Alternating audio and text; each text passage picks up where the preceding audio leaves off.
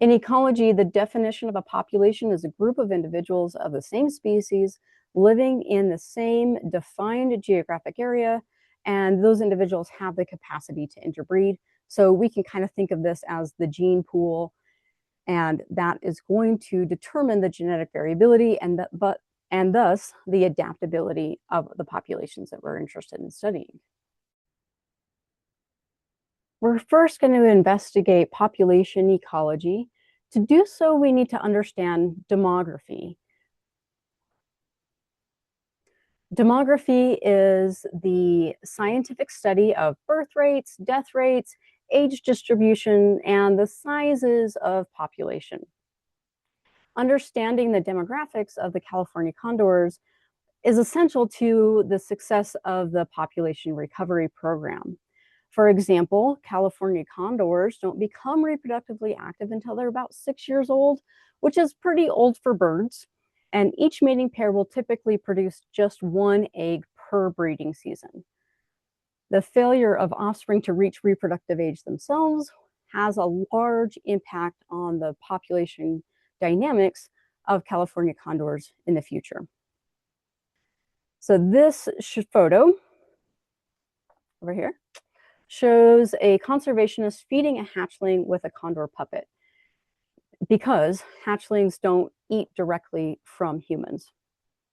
So understanding these demographic factors have to be understood so that we can assist the condors in the recovery of their populations. So when we're thinking about those demographics, we need to know about population size and population densities. These are two distinct measurements, but they're related to each other. Population size is looking at the total number of individuals within a population. In the Californian condors, we have 5 distinct populations of this species.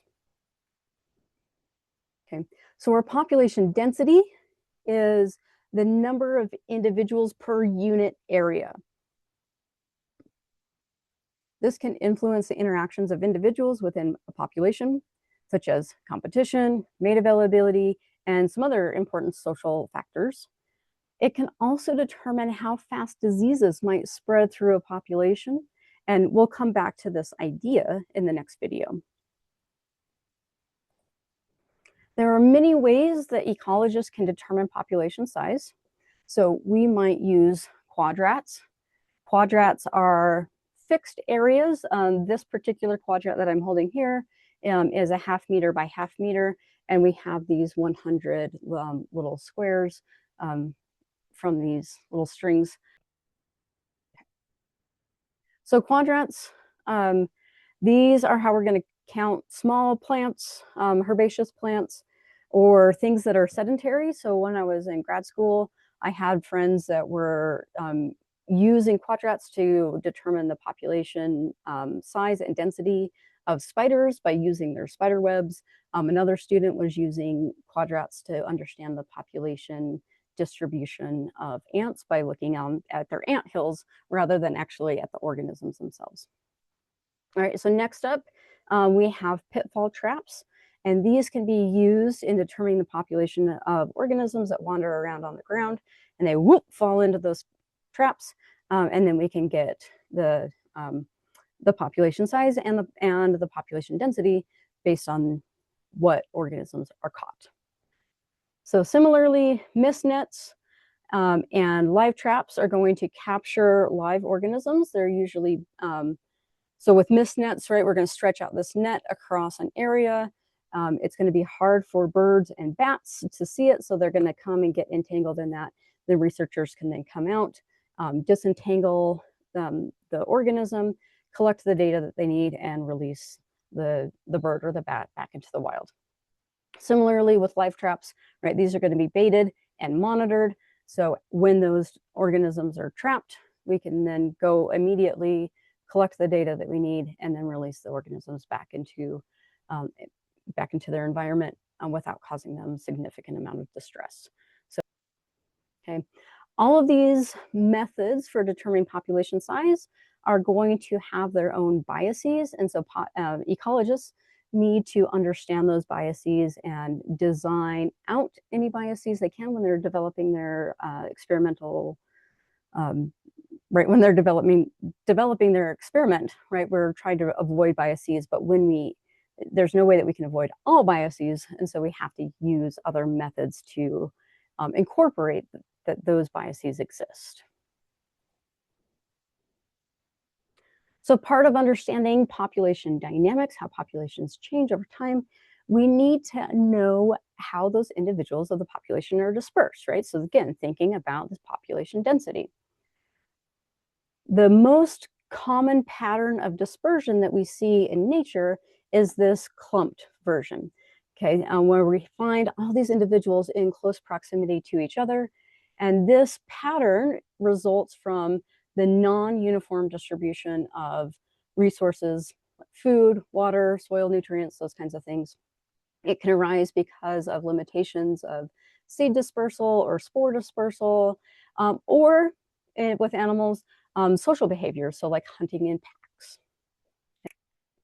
Uniform dispersion is when individuals are evenly spaced, so they're going to maximize the distance between each other. This is found when there's direct competition for resources, there's territorial behavior like these seagulls are doing, like you stay away from my babies, get over there, I'll stay away from yours, you stay away from mine. And there's this thing called allelopathy in plants where plants will actually create chemical compounds in the soil that we're going to kill other plant species, which is really cool.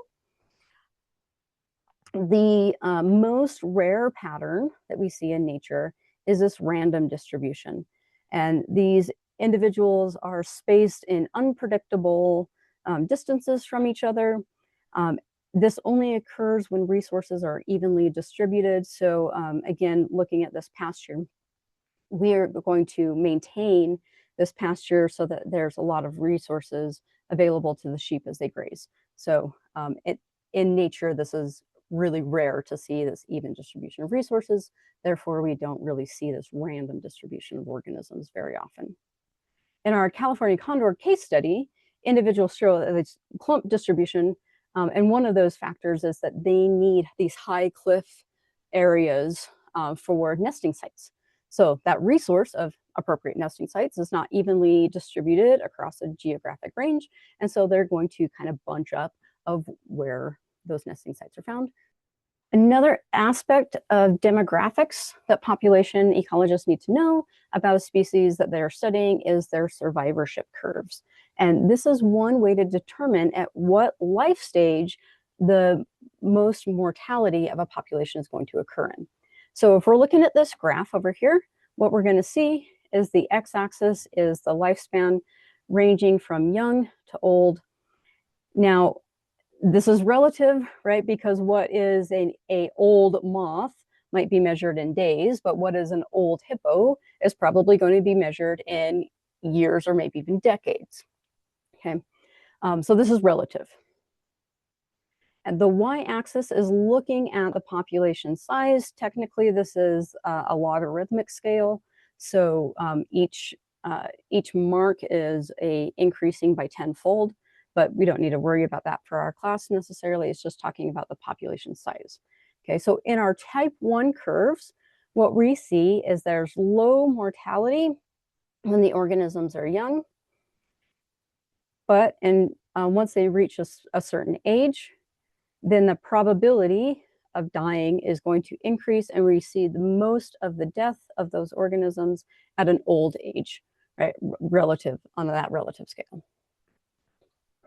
Okay.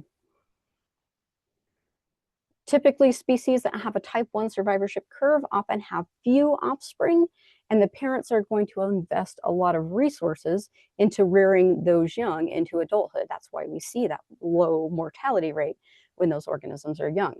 So they're going to hedge their bets with the quality of the offspring. Make sure those kids are really good.